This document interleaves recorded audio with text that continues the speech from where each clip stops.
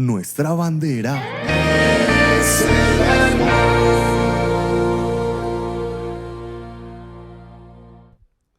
Buenos días, el Señor los bendiga.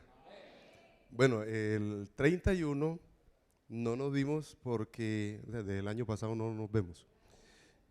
No nos vimos porque yo estaba en la otra iglesia también en culto, entonces no nos dimos el feliz año, pero desde aquí les deseo un feliz año nuevo bajo la bendición del Dios de los cielos. Señor los bendiga a todos. Bueno, muy bien. Y nosotros vamos a estudiar la palabra y quiero invitarlos para que por favor abran su Biblia conmigo en el libro de Eclesiastés. Vamos a mirar Eclesiastés y luego vamos a el libro de los Salmos.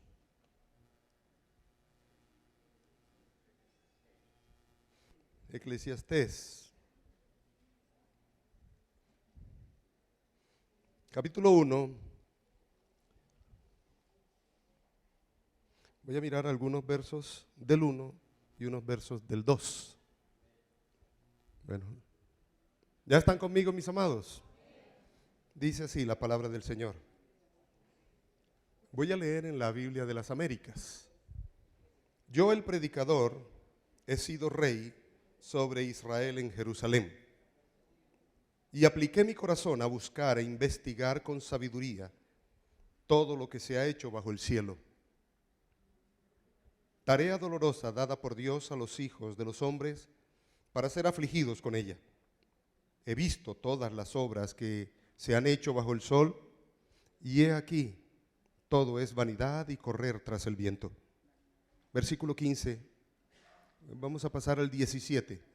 Y apliqué mi corazón a conocer la sabiduría y a conocer la locura y la insensatez. Me di cuenta de que esto también es correr tras el viento. Porque en la mucha sabiduría hay mucha angustia, y quien aumenta el conocimiento, aumenta el dolor. Capítulo 2. Entonces me dije, ven ahora, te probaré con el placer, diviértete. Y he aquí también esto era vanidad. Dije, de la risa es locura, y del placer, ¿qué logra esto? Consideré en mi mente cómo estimular mi cuerpo con el vino, mientras mi mente me guiaba con sabiduría, y cómo echar mano de la insensatez, hasta que pudiera ver qué hay de bueno bajo el cielo que los hijos de los hombres hacen en los contados días de su vida. Versículo 4, engrandecí mis obras, me edifiqué casas, me planté viñedos, me hice jardines y huertos, y planté en ellos toda clase de árboles frutales. Me hice estanques de aguas para regar el bosque con árboles en pleno crecimiento. Compré esclavos y esclavas, y tuve esclavos nacidos en casa. Tuve también ganados, vaca y ovejas, más que todos los que me precedieron en Jerusalén. Reuní también para mí plata y oro, y el tesoro de los reyes y de las provincias. Me proveí de cantores y cantoras, y de los placeres de los hombres, de muchas concubinas. Y me engrandecí y superé a todos los que me precedieron en Jerusalén. Hasta ahí. Y Salmo 27, por favor. Salmo 27, del versículo 1 al versículo 4.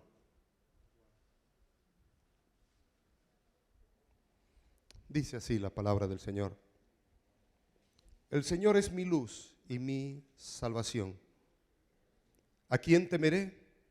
El Señor es la fortaleza de mi vida. ¿De quién tendré temor? Cuando los malhechores vinieron sobre mí para devorar mis carnes, ellos, mis adversarios y mis enemigos, tropezaron y cayeron. Aunque un ejército acampe contra mí, no temerá mi corazón. Aunque en mi contra se levante guerra, a pesar de ello, estaré confiado. Una cosa he demandado a Jehová, y esta buscaré, que esté yo en la casa de Jehová todos los días de mi vida, para contemplar la hermosura del Señor. Amado Dios, aquí estamos ante ti. Nos acercamos a ti a través de tu palabra. Permítenos en esta mañana llegar a tu corazón para conocer tus propósitos, tu voluntad, tu sentir. Permítenos escudriñar en esta mañana las sagradas escrituras, entenderlas y también ponerlas por obra. Danos gozo, libertad y alegría en medio de este tiempo de escudriñar, de meditar, de reflexionar en tu bendita y santa palabra. Te lo rogamos en el nombre de Jesús. Amén. Amén. Tomen asiento, por favor, y en un par de minutos yo quiero que escuchen muy atentamente un pequeño testimonio que nuestro hermano va a compartir con nosotros. Buenas noches. Buenos días, perdón. Es que la emoción que tengo me embarga. Realmente la historia es breve. En mes de noviembre, una cuñada mía sufrió un tumor cerebral. Fue intervenida. A los 8 días tuvieron que volver a intervenir porque una grapa le generó una infección. Nuevamente, 8 días después, tuvieron que intervenirla nuevamente porque el drenaje le generó una bacteria. He aquí la bendición de Dios. Viendo esa dificultad, esa zozobra tan berrionda que uno tiene en la vida, me arrodillé en mi cuarto, puse mis rodillas, cerré mis ojos, extendí mis manos al cielo y clamé la bendición de Dios. Este fue mi clamor: Señor, permíteme a través de la distancia ponerle mis manos a ella para que sea sana en tu nombre, y lo declaré con fe. Pues señores, ella tenía que ser intervenida hace 8 días atrás, el lunes, nuevamente, porque los médicos habían dicho que tenían que volver a intervenirla. Señores, la obra de Dios es grande. Llegaron los médicos y le dijeron: raro, ni los médicos podemos decir qué sucedió. Fue la fe lo que hizo ese milagro. Por lo tanto, quise compartirlo con todos ustedes. Lloro, pero de alegría, porque Dios me dio ese poder de extender mis manos y pedirle y clamarle esa bendición que me fue otorgada. Amén. Amén. Gloria a Dios. Gloria a Dios. Dale ese aplauso más fuerte al Rey de Reyes y Señor de Señores. A su nombre. A su nombre. Gloria a ti, Padre. ¿Qué hizo? Buscó al Señor. Buscó al Señor, y precisamente ese es nuestro tema. Nuestro tema. El tema de hoy es la búsqueda del Señor, una prioridad inaplazable. La búsqueda del Señor, una prioridad inaplazable. Y quiero proponerles el estudio. En alguna oportunidad hicimos una comparación y a mí me gusta utilizar mucho ese mecanismo comparativo que nos ayuda a entender muchas cosas. Y quisiera precisamente hablar sobre este tema y hacerlo desde una comparación. Y aquí voy a tomar a Salomón por un lado y voy a tomar al rey David por el otro lado. Pero vamos a hablar de la búsqueda y quiero iniciar mostrándoles qué es una búsqueda equivocada. Y quiero generar algunas preguntas con el propósito de que reflexionemos juntos. Y pretendo, en el transcurso del estudio, responder esas preguntas. Una de ellas ¿es Dios nuestra prioridad?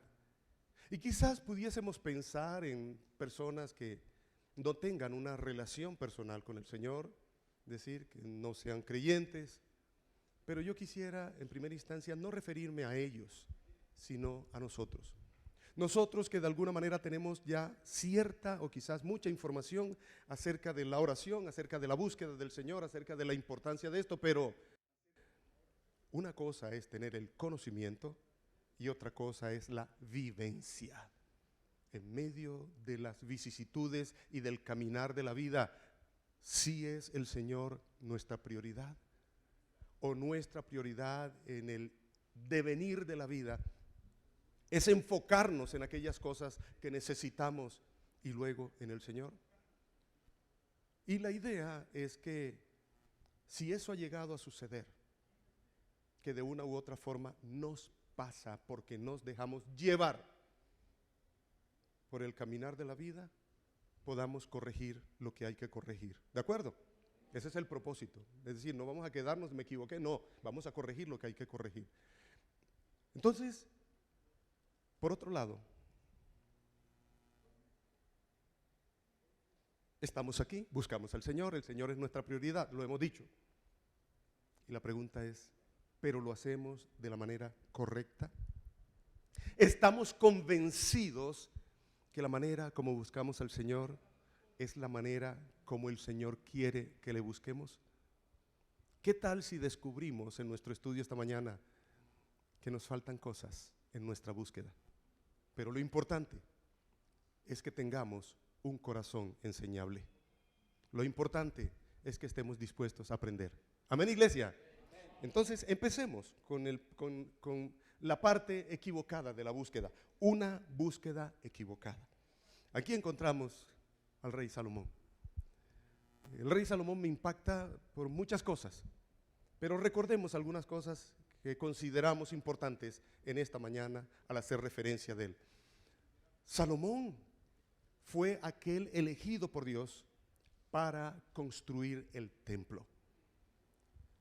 Había un tabernáculo donde estaba el arca, donde yacía la presencia del Señor.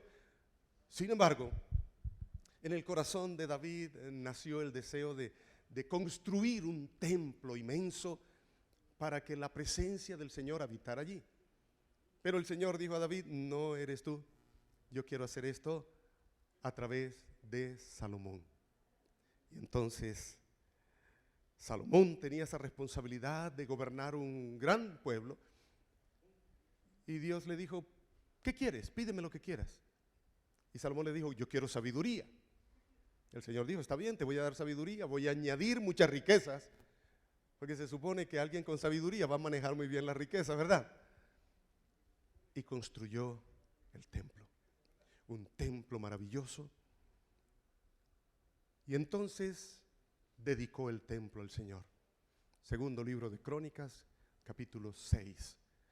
Y entonces Salomón con el pueblo hizo una dedicatoria e hizo una oración diciéndole, Señor, ahora este lugar para que tú habites y que desde este lugar tú escuches nuestras rogativas. Y el Señor en efecto lo confirmó diciendo, sí, lo que oren desde este lugar, busquen mi rostro, yo les escucharé. Aquí estamos hablando de este gran hombre de Dios que tristemente en un momento de su historia como rey de Israel desvió su corazón y entonces por ello perdió su comunión con Dios. Pero también, como hemos dicho, cuando se daña la relación vertical, se dañan las relaciones horizontales. Se dañó la relación con el pueblo. La corte de Salomón era una corte muy costosa, así que los impuestos también eran altísimos, el pueblo no aguantaba más, pero no importó a Salomón y Dios decidió dividir el reino. Un poco de historia de este Salomón. Este Salomón es quien escribe este libro llamado Cogelet o Eclesiastés. Y aquí estamos viendo un Salomón que parece que sale una tarde al campo, quizás en una de las grandes fincas, y empieza a observar con detenimiento todo lo que hay. Y se detiene a mirar que el sol sale y se esconde, que la luna sale y se esconde, que el viento va y viene, que no se sabe ni de dónde viene ni para dónde va, etcétera. Y ve que todas las cosas son cíclicas. Pero hay algo que le llama a él poderosamente la atención, que todo eso es bueno. Y él dice para sí, Dios creó esto todo bueno y Dios lo creó para que nosotros lo disfrutásemos. Así que yo me voy a proponer disfrutar todo esto. Y aquí hay un término en el capítulo 1 que dice que él inquirió en su corazón, es decir, se propuso pasar por encima de lo que fuera, total de lograr conseguir lo que se había propuesto. Él quería tener muchas riquezas, él quería disfrutar de todo lo que había. Y por eso hemos leído y Tuvo siervos, tuvo siervas, tuvo mucho ganado, mucha tierra. Y hasta por allá, ustedes recuerdan que llegó la reina de Sabá y le llevó más riquezas y qué sé yo. Bueno, pero hay algo que Salomón dice de manera reiterativa. Pero todo era vanidad. La búsqueda de Salomón estuvo enfocada en las cosas. Pero además tenía su sabiduría, porque aquí lo repite una y otra vez. Y yo me preguntaba un momentito, ¿qué pasó con la sabiduría? Pues la sabiduría la aplicó de la manera incorrecta. Se enfocó en las cosas. Se enfocó en satisfacer sus propios deseos y anhelos. Y aquí hay una palabra, y esta palabra, por supuesto, es un adverbio de cantidad que sí tiene sentido. Todo lo he tenido debajo del sol, y al decir todo, aquí no es una exageración en Salomón. Sí logró obtener absolutamente todo lo que se podía tener, pero lo triste, si podemos imaginarnos por un momento a Salomón, es su rostro cabizbajo, diciendo, todo lo tuve, pero ninguna de estas cosas llenó el vacío de mi corazón. Una búsqueda equivocada.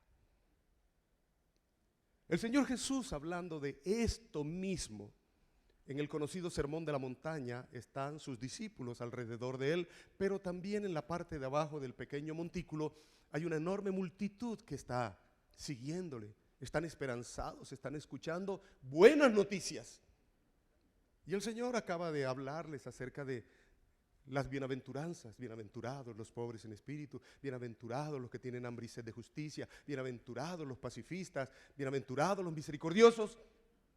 Hablándoles acerca de la identidad del seguidor de Jesús, de esa nueva forma de vivir, de esa nueva sociedad por establecer.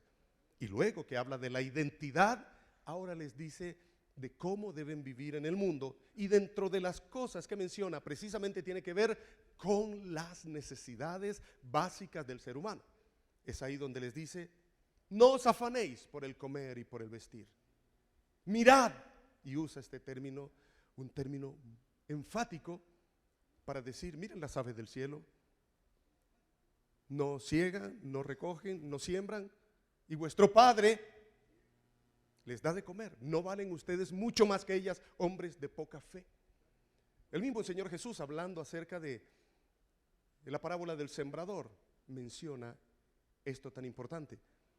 Les dice, una semilla cayó en la tierra a la orilla del camino, otra cayó entre piedras, otra cayó entre espinos. Y cuando está dando la explicación a los discípulos, dice, la que cayó entre espinos, ¿qué pasó con esa semilla? Esa semilla luego se ahogó y no sirvió para nada. Y haciendo la comparación, él explica y dice, esa semilla que cayó entre espinos es las personas que escuchan el mensaje, pero los afanes de la vida ahogan e impiden que esa palabra crezca y dé fruto. El Señor Jesús está haciendo referencia a que hay un enfoque, hay una búsqueda equivocada. Es decir, buscando las cosas, lo que el Señor llama añadidura, encima y ñapa, nosotros lo tenemos como prioridad. Y creo que debemos pensar por un momento en esto. Somos creyentes, hemos escuchado estas verdades quizás más de una vez. ¿No hemos incurrido nosotros en esto? ¿No hemos sabido la verdad? Y nuestro enfoque ha estado más en las cosas. Son preguntas retóricas pretendiendo que reflexionemos allí donde estamos sentados. Ahora acompáñenme, vamos a hablar un poquito de David. Vamos a Palacio, donde está el rey David, en el Salmo 27. Y voy a leer desde el versículo 1 de nuevo. El Señor es mi luz y mi salvación. ¿A quién temeré? El Señor es la fortaleza de mi vida. ¿De quién tendré temor? Cuando los malhechores vinieron sobre mí para devorar mis carnes, ellos, mis adversarios y mis enemigos, tropezaron y cayeron. Aunque un ejército acampe contra mí, no temerá mi corazón. Aunque en mi contra se levante guerra, a pesar de ello, estaré confiado. Y aquí está el versículo sobre el cual vamos a poner énfasis. Una cosa he demandado al Señor y esta buscaré: que habite yo en la casa del Señor todos los días de mi vida, para contemplar la hermosura del Señor. Aquí estamos hablando de David, el padre de Salomón, el rey guerrero, el rey que tuvo todos los problemas del mundo, tanto familiares como estatales, en su reino. Miren todo lo que pasó en su familia, eso fue un desastre. Si hubiese sucedido en el día de hoy, ¿qué se hubiera dicho?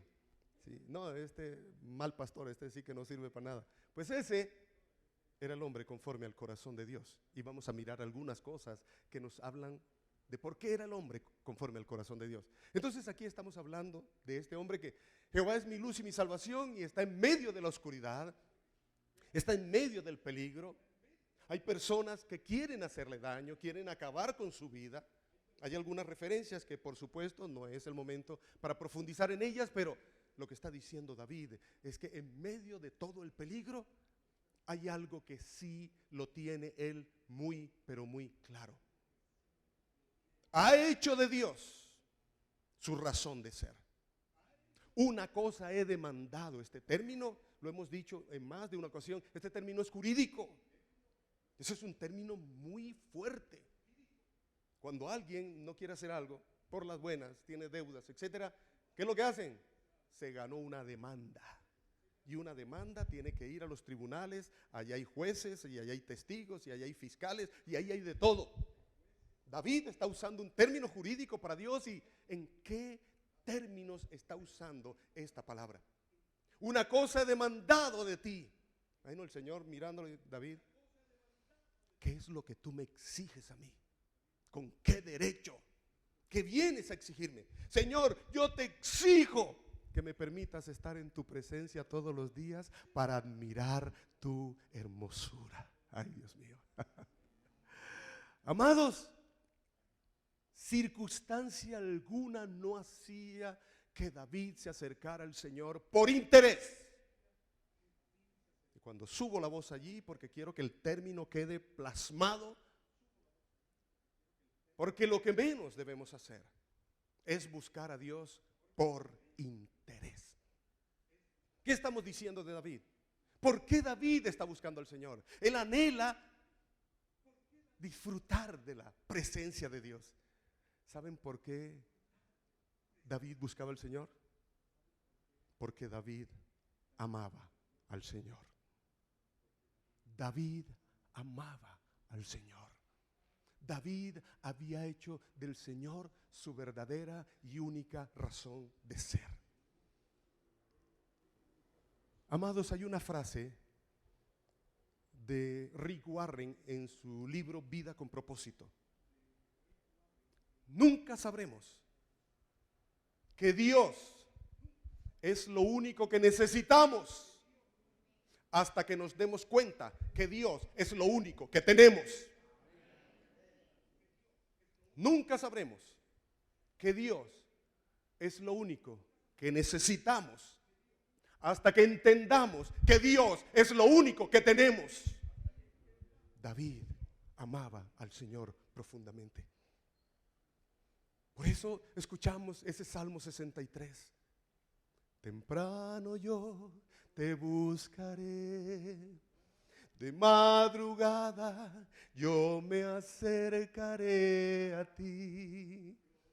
Mi alma te anhela y tiene sed para ver tu gloria y tu poder. Mi socorro ha sido. Todos los salmos, ¿por qué será?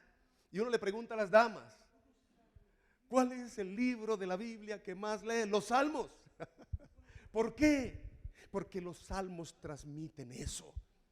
O sea, los salmos están transmitiendo en su gran porcentaje, están transmitiendo un corazón.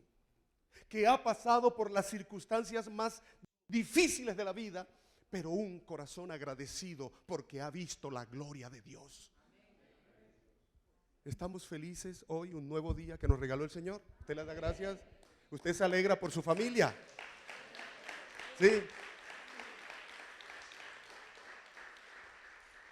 ¿Cuántos pudieron desayunar esta mañana? Sí, miren, ahí la arepita, el quesito, el chocolatico. No falta el costeño con el patacón, el bocachico frito. ¿Sí?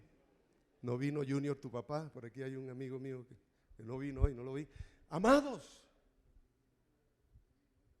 y que el Señor nos soporte como somos. Yo no sé ustedes, pero yo soy malo. Y yo necesito, y yo hago cosas, y luego el Señor me mete en mis coscorrones y me soporta. Amados, ¿cómo no amar a un Dios así? ¿Cómo no amar a un Dios así? A partir de este momento, yo quiero mostrarles algunas características de la búsqueda del Señor. Porque como les decía ahora, nosotros estamos buscando al Señor, pero ¿lo estamos buscando de la manera correcta? Vamos a mirar. ¿Es posible que nos hayamos equivocado? ¿O es posible que estemos caminando como es debido, buscando al Señor como Él quiere que le busquemos? Entonces, lo primero que ya acabamos de ver es buscar al Señor por amor, hermanos. Por amor. Es el anhelo de querer estar con Él. Un día en tus atrios es mejor que 1000 fuera de ellos. Estar en tu presencia es mejor que todos los momentos, decía David. Muy de madrugada. Muy temprano. El concepto, por supuesto, de madrugada y muy temprano es que lo primero que se hace al abrir el ojo es buscar el rostro del Señor. Imagínense ustedes, 2 de la mañana, 3 de la mañana, 4 de la mañana. Pastor, no me vaya a pedir que me levante a la 1 a orar. En ese momento estoy en los brazos de mi esposa y ella se resiste a soltarme para que yo caiga de rodillas. No insista con eso. No, a las 5 tampoco. Yo que por allá que me despierte a las 8.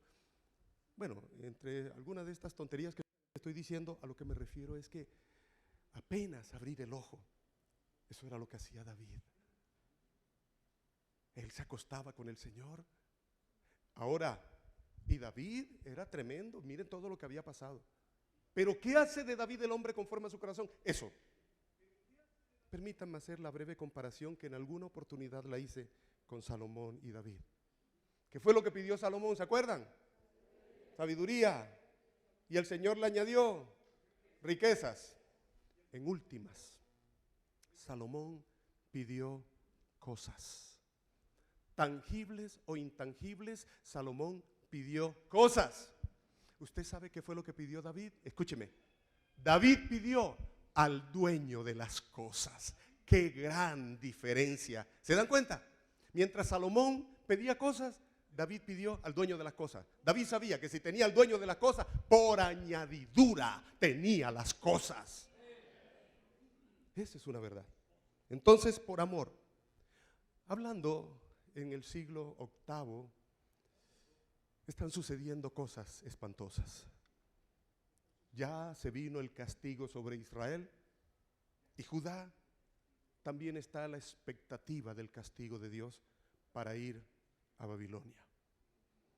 Han sido rebeldes, desobedientes, gran injusticia social en medio de ellos, idólatras. Y entonces llegan a Nabucodonosor y allá van a parar a Babilonia. ¿Cuál es el pensamiento en medio de esta situación? El castigo de Dios para destruirlos. Si éramos el pueblo de Dios, ¿cómo es posible que el Señor permitió, nos trajo a Babilonia para destruirnos? El templo fue destruido, la ciudad fue destruida, ahora quedamos sin nada. Y en medio de circunstancias bien complejas, amados, nuestra tendencia es a pensar que lo que nosotros estamos pasando es para destrucción. Pero permítanme darles la palabra del Señor en Jeremías capítulo 29, versículos del 11 al 13. Porque yo sé, y esto se los dijo a ellos en Babilonia, porque yo sé los planes, los pensamientos que tengo con ustedes, pensamientos de bien y no de mal, pensamientos de bendición y no maldición, para darles un futuro y una esperanza. ¿Dónde se los dijo? En medio del castigo, en medio del juicio de Dios. Dios siempre da esperanza a su pueblo, esperanza a su pueblo. Es decir, que el castigo no es para destrucción. ¿Saben? El Señor muchas veces permite, y no nos gusta, pero es la realidad. El Señor lleva aún a sus hijos en disciplina a tocar fondo, a tocar fondo. ¿Y saben por qué? Porque la única forma de mirar hacia arriba es cuando uno está abajo. Y es la única forma como el ser humano doblega ese orgullo, esa soberbia, la doblega, cae de rodillas. Y es ahí donde decía el gran físico de la relatividad Albert Einstein: el hombre de rodillas es más grande delante de Dios que de pie. El hombre de rodillas delante de Dios es más grande que de pie. El Señor lo permite. Pero miren, ahí le está diciendo al pueblo: ustedes están aquí, pero yo tengo planes con ustedes. Y no son planes de mal, son planes de bien. Esto es importante para nosotros. Es importante porque en medio de esa circunstancia difícil, recuerden que hay unas voces que son perversas. A veces es la misma familia. Tú no eres cristiano, vea la que te está pasando. Ahí está, ¿cuál cristiano? Cristiano chiviado, porque eso que te está pasando a ti, eso no es de un cristiano. David, en medio del sufrimiento, ¿qué le decían? ¿Dónde está tu Dios? A ver, muéstramelo. Pero ahí en esa situación también hay otro que habla: Satanás, tú no eres ningún hijo de Dios, y pon la duda. Pero yo quiero esta mañana que tú te levantes en el nombre de Jesús y sepas que en medio de la circunstancia más difícil hayas hecho lo que hayas hecho, el Señor está de tu lado. Él te compró por precio de sangre y nadie te va a arrebatar de su mano. Le costó mucho la sangre de Cristo en la cruz. Costó mucho. Costó mucho. Costó mucho. Hay gran valor para el Señor. Créelo, créelo. Esto nos ayuda para no renegar. ¿De acuerdo?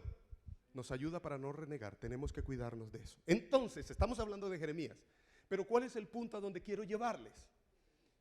Luego que el Señor les dice, para darles un futuro y una esperanza, les dice: y me buscaréis. Aquí está el término. Y me hallaréis, porque me buscaréis de todo vuestro corazón. Ahí. Ahora, yo quiero, antes de hablarles del corazón, este verbo que está aquí, en el original, en el hebreo, tiene una connotación. Ese buscar implica arrepentimiento. Y tiene sentido. ¿Por qué? Porque este pueblo que yace en Babilonia debe reconocer que están allí por su culpa y que ellos tienen que pedirle perdón a Dios. Entonces, en la búsqueda del Señor, lo primero que tienen que hacer es arrepentirse, es decir, humillarse delante de Dios. Ahora, ¿cómo traducimos esto en nuestro estudio? En esa búsqueda, ¿cómo buscamos al Señor? Por amor. ¿Cómo buscamos al Señor a la luz de lo que acabo de decir? Con humildad, humillándonos bajo la poderosa mano del Dios de los cielos. El que se humilla será exaltado, pero el que se enaltece será humillado. Así que no se le acerque al Señor para exigirle. Es que, Señor, aleluya a tu nombre, yo soy tu hijo, yo soy tu hija, así que tú estás en la obligación de bendecirme. Tú estás en la obligación, yo reclamo ahora todas las bendiciones. No, no, no. El leproso en esa condición de maldición, escucha hablar de Jesús y se acerca a él. Y postrada la rodilla le dice: Señor, si tú quieres, puedes limpiarme. El leproso apela al corazón misericordioso de Dios, humillándose en la presencia del Señor, no exigiéndole nada. Señor, voy a ayunar 40 días. Es que, hermano, tenemos que ayunar 40 días. Porque es que es la única forma que el Señor me ayude. Señor, está muy duro y yo tengo que torcer ese corazón de Dios con 40 días de ayuno. No son 40, son 7. Porque algunos dicen que son 7 días. Entonces son 7 días. Y nada, el Señor está muy duro. Son 3 días, hermanos. ¿Sabe para qué es el ayuno? No para torcerle el brazo a Dios. Es para que tú y yo nos dobleguemos de nuestro ego, nuestro orgullo, de nuestros yugos. Porque el problema no está en Dios, el problema está en nosotros. Nosotros somos los que levantamos un muro delante de Dios para que Él no nos bendiga. Nosotros somos los que tenemos que derribar eso, y eso se derriba a través del ayuno. No busque torcerle el brazo a Dios. Nosotros somos los que tenemos que humillarnos delante de la poderosa mano del Dios de los cielos. Ya estamos mirando algunas cosas quizás que en nuestra búsqueda han estado equivocadas. Veamos unas 2 más. Y me hallaréis cuando me busquen de todo vuestro corazón. El corazón es el centro de la voluntad. El corazón es el centro de la voluntad. Dios no quiere que le busquemos de manera obligada. Dios quiere que nosotros le busquemos porque hemos decidido y hemos entendido que lo mejor que nos puede pasar es la presencia de Dios en nuestra vida. Es de manera voluntaria. Pero también aquí hay algo que me llama la atención y lo menciona muy bien Amós, quien también usa el término. Israel está a punto de ser destruido. Injusticia social e idolatría. Qué combinación perfecta para destruir cualquier persona, cualquier sociedad. Es lo que ha sucedido. Pero en medio del juicio inminente, en el siglo IX, aparece el profeta Amós hablando acerca de que corra el juicio y corra la justicia.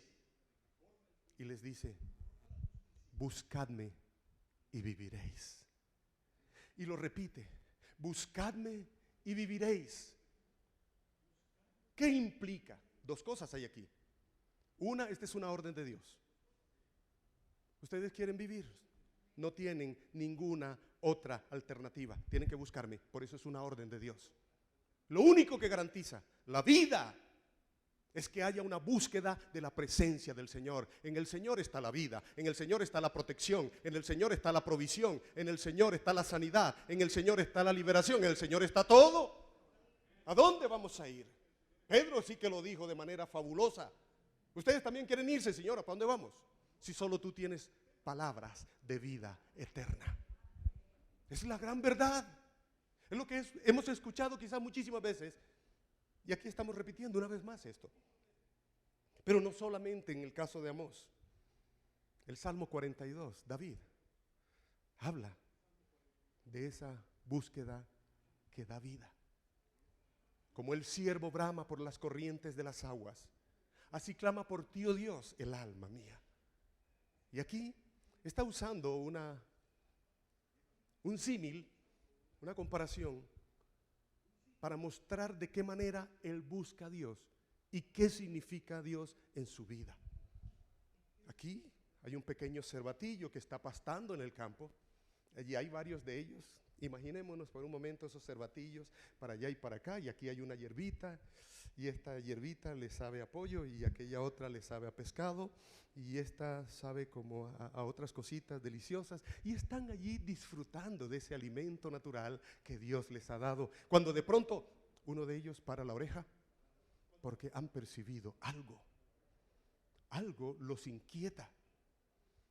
Como dice Andrés López en La pelota de letras, alguien tuvo un pálpito. Y cuando miran, hay un león. Y esto sí es serio. Porque el león no come hierba ni para purgarse. El león quiere un cervatillo de esos que en el almuerzo y asado son deliciosos. Así que emprende la persecución y arranca el cervatillo. El cervatillo es más rápido. El león es más lento, pero el cervatillo es más débil. El león es más fuerte. Y tarde que temprano en el camino, ese cervatillo allá blandengue y llega el león y se lo almuerza. Entonces el cervatillo arranca y va gritando y va bramando. ¿Y qué va pidiendo él? Agua, corrientes de agua. Es decir, el agua, la corriente de agua representaba entonces para el cervatillo su vida. Si no encontraba, ¿qué iba a encontrar? La muerte. El agua representaba vida. Así que imagínense ustedes, él llega al borde del arroyo, toma agua, cruza hacia el otro lado, puede coger hacia arriba o hacia abajo y se pierde. Cuando llega el león, allí generalmente hay una brisita, allá se pierden las huellas y el león no es como los cazadores furtivos que cogen una monedita y entonces el león la tira para arriba. Si cae cara, cojo para la izquierda, si cae sello para la derecha. El león no hace eso. Sencillamente allí se le perdió el cervatillo y se devuelve. ¿Qué esperaba el cervatillo de las corrientes de agua? Allí se definía su vida. Lo que está diciendo David es eso. Dios es como esa agua para el cervatillo. Dios significa para David vida y por eso le buscaba. ¿Qué significa eso para nosotros? Buscadme y viviréis. La búsqueda del Señor garantiza la vida. Y David lo confirma con el Salmo 42. Hay una última. El escritor al libro de Hebreos, en el capítulo 11, está hablando acerca de aquellos hombres que dieron testimonio de fe. Y allí habla de Abraham, y allí habla de José, y allí habla de David. Y en el versículo 6 termina diciendo: el que busca a Dios ha de creer que le va a encontrar y que Él es galardonador de los que le buscan, porque sin fe es imposible agradar a Dios. Es decir, aquí está hablando el escritor a los hebreos, está diciendo buscar a Dios con fe, no por si las moscas. Usted no busque a Dios. ¿Será que sí me escucha? Yo de pronto, por si de pronto, yo voy a buscarlo y voy a pedirle. No, Señor. Quien tal haga, dice Santiago, pidiéndole algo al Señor y duda, es como la ola del mar que va y viene. Quien tal haga, no espere recibir nada de Dios. No espere recibir nada de Dios. Entonces, ¿qué nos está diciendo? Buscar a Dios con fe, con la certeza de que el que le busca recibe la bendición que está esperando, porque Dios premia al que le busca, dice la palabra. Y Dios es cumplidor de promesas, iglesia, amén. Eso es lo que está diciendo aquí. Entonces, ¿cómo hay que buscar al Señor? Por amor, con humildad, de todo corazón, en obediencia, con fe. Si alguna de estas no las habías implementado, ahora es la hora para implementar esas características de la búsqueda del Señor. Y es para hoy. No esperes mañana, porque puede ser demasiado tarde. Voy a hacer algunas preguntas.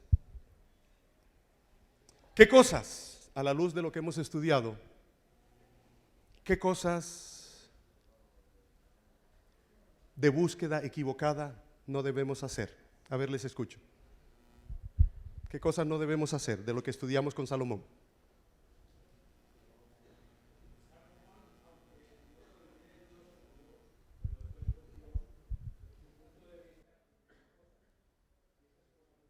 Ok, entonces, ¿qué no debemos hacer nosotros? A la luz de eso. Dígalo. No enfocarnos en las cosas materiales. Listo, ¿qué más? A ver, ayúdeme por aquí. No buscar al Señor por interés. Excelente. Por allá, sí. No buscar riquezas. Ok. Por acá, de este lado. No buscarlo con arrogancia, ¿verdad? Pretenciosos, por allá exigiendo. Exactamente. ¿Qué más? No exigirle a Dios. ¿Qué más?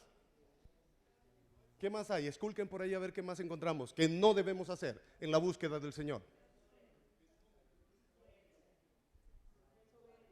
No ser soberbios. Así es. Ok. Ahora sí.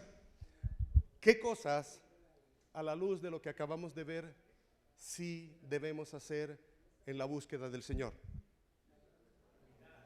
Humildad. Bien, sigamos. Amor. Con nobleza. Con fe. Sí, Señor. De corazón. Ajá. Muy bien. ¿Qué más? Humillarnos delante de Él. Obediencia. Fe. Confianza en el Señor.